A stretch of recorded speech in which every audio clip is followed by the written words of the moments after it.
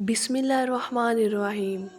कभी आपने गौर किया है कि हम रो रो कर दुआ मांगते हैं, सजदों में गिड़गिड़ाते हैं, लेकिन फिर भी दिल के किसी कोने में ये सवाल रह जाता है, पता नहीं मेरी दुआ कबूल होगी भी या नहीं। आज की ये बात सुनकर शायद आप चौंक जाएं, लेकिन ये बात आपकी दुआ की कबूलियत से बराह रास्त जुड़ी हुई है। नमाज में दुआ मांगते वक्त अक्सर लोग एक लफ्ज़ इस्तेमाल करते हैं, ऐसा लफ्ज़ जो बज़ाहिर बहुत मामूली लगता है, लेकिन दर हकीकत दुआ की रूह को ज़ख्मी कर देता है। और वो लफ्ज़ है अगर। हम कहते हैं, या अल्लाह, अगर तू चाहे तो मेरी मुश्किल आसान कर दे। या अल्लाह, अगर मेरे हक़ में बेहतर हो तो मुझे रिस्क दे दे। ज़रा रुक कर सोचें, क्या अल्लाह के चाहने में कभी शक हो सकता है? क्या अल्लाह की कुदरत पर अगर लगाया जा सकता है? हुज़ूर सल्लल्लाहु अलैहि वसल्लम ने फरमाया, दुआ इस यकीन के साथ मांगो कि अल्लाह ज़रूर कबूल फरमाएगा।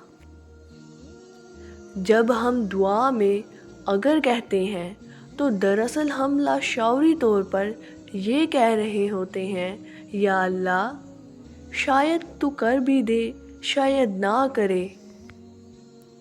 ये एतमाद की कमी है, ये यकीन में दरार है, और दुआ यकीन के बगैर कबूल नहीं होती।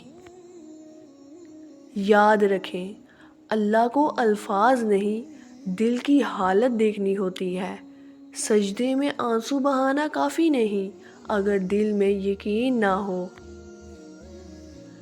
दुरुस्त तरीका ये है कि हम यूँ कहें, या अल्लाह, तू कादिर मुतलक है, मेरी मुश्किल आसान फरमा दे।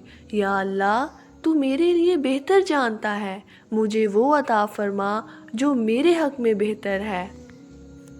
ये जुमले आजिज़ी भी हैं और यकीन भी। दुआ का मतलब ये नहीं कि हम अल्लाह को बताएं कि क्या करना है, बल्कि दुआ का मतलब ये है कि हम ये मान लें कि अल्लाह जो करेगा बेहतरीन करेगा। अगर आज तक आप दुआ में अगर इस्तेमाल करते रहे हैं तो ख़ुद को मायूस ना करें, बल्कि आज से अपनी दुआ को यकीन, उम्मीद और मुकम्मल भरोसे से सजाएं, क्योंकि वो रब जो सजदों में गिरने वालों को कभी खाली नहीं लौटाता, वो आपको भी खाली नहीं लौटाएगा। बस शर्त एक है, कामिल यकीन के साथ आपने दुआ मांगनी है, मुकम्मल यकीन।